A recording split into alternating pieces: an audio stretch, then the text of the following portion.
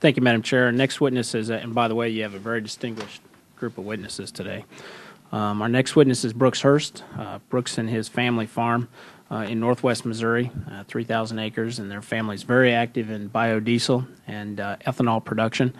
Brooks himself serves on the board of directors for the Missouri Soybean Association and then also on the board of directors of the Paseo-Cargill Biofuels plant, which produces 30 million gallons of biodiesel a year and 40 million pounds of edible food grade glycerin also. So, Brooks, thanks for being here. Thank you, Mr. Graves, and I'd also like to thank Madam Chair and Ranking Member Graves and all the other distinguished members of the committee for allowing me this opportunity to talk to you today about biofuels industry.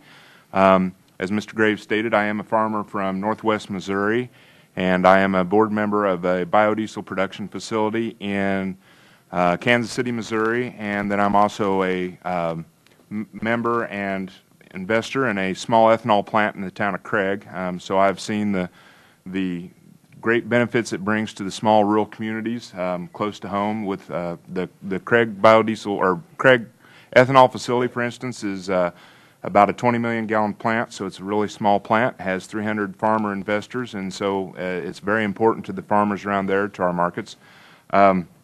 I also want to thank Madam Chair and Ranking Member Graves for your opening statements, the depth and understanding you have of the situation that we're facing. And so I will kind of just hit a few highlights of my written testimony, since you obviously understand a lot of the problems we're facing.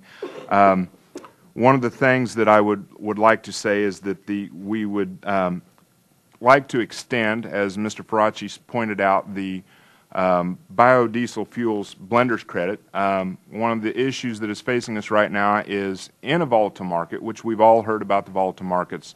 It really helps to be able to lock in prices. As we go forward into the uncertainty of not knowing whether there's going to be a blenders credit in the year 2010, it makes it really hard in order for our facilities to lock in contracts that we can lock in at a profit. Another advantage I'd like to point out about the renewable fuels industry is that it is small producer-owned plants scattered out across the country. And one of the benefits this gets you is a catastrophic weather event like Hurricane Katrina doesn't affect biodiesel or ethanol production. We still go on producing renewable fuels for our country to use.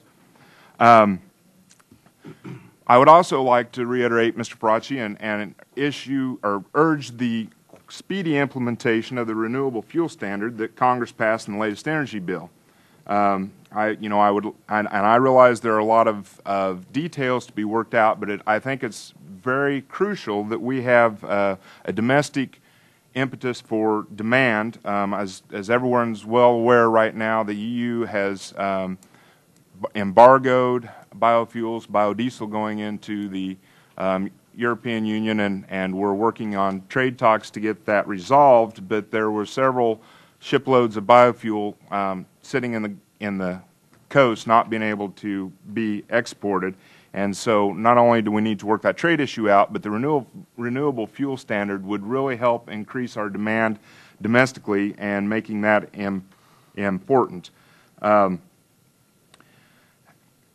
I would also like to say that we have a byproduct of biodiesel is glycerin, and Mr. Graves mentioned that we do have refining capacity in the Paseo-Cargill facility in Kansas City, but there are a lot of biodiesel production facilities that do not have the capability to refine glycerin, but it can be used as a fuel. In fact, there's been tests that it's a very effective fuel additive in number 4 diesel. And if we could get the Energy Department to establish it as a fuel eligible for the biodiesel fuel credit, I believe that would help set a floor for one of the critical byproducts of the biodiesel production.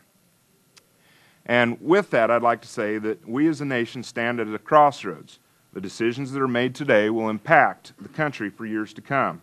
It's my hope that my testimony will help demonstrate the importance of the biofuels industry and your committee will consider my recommendations.